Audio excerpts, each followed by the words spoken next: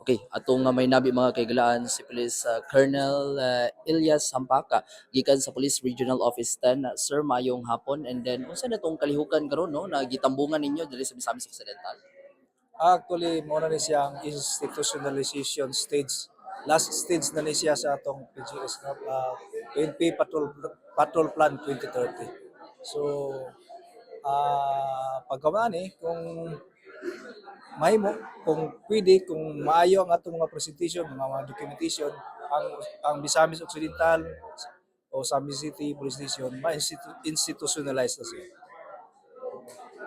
Sir, unsa ka importante kining inyong lakang nga iwatas, particularmente sa kredibilidad sa PNP.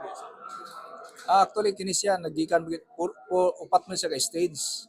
So, gikan sa initial stage, but pasabot nga ang kwan mo ani, kung epektibo ba ang atong mga services sa atong kapulisan, nato sa mga community, kung nakahatag ba kini siya og labi na ang peace and order nato, no? Malambuon ba ang atong peace and order, tapos hangtod kung makabot di siya sa atong mga kapulisan labi na diri sa Misamis Occidental, pinaka-importante gini siya nga at least na-validate nato ang atong komunidad pinaagi sa atong mga kag-PTD, no, mga advices nila kung unsay dapat mga ipahimuon sa mga kapulisan, mga advices lang atong kinahanglan po sa atong mga kag-PTD. Sir, kumusta sa inyong obserbasyon ang dakbayan sa usapan?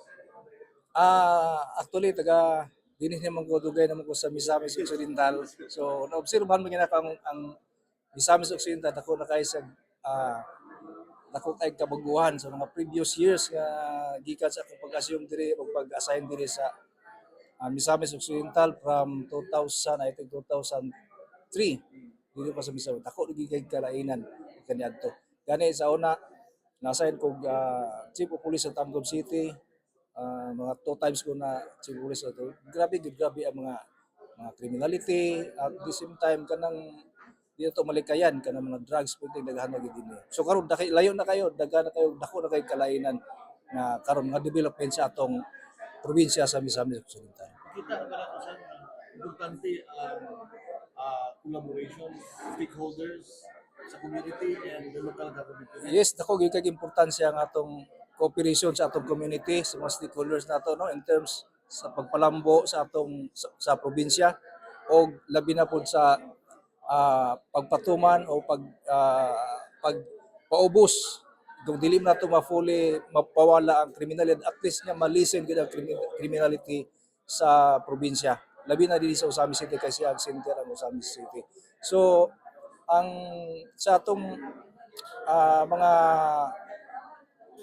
sa community na to, dako kay sila ikatabang kay dili lang kay sa kapulisan nato itugyan ang atong peace and order kung dili sa mga komunidad nga magtabang sa atong kapulisan. Lastly, sir, imong mensahe siguro alang sa to ang mga kapulisan sa Misamis Occidental, especially karon pinakatapusan diri sa syudad sa Ozamis.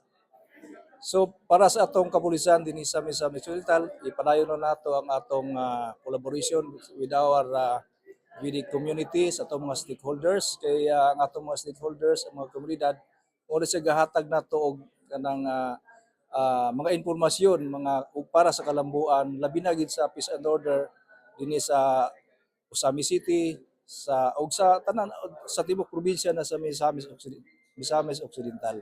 So sa tabang sa atong komunidad, so dako kayo siya importansya para mahimong malambuon ang probinsya sa Misamis Occidental.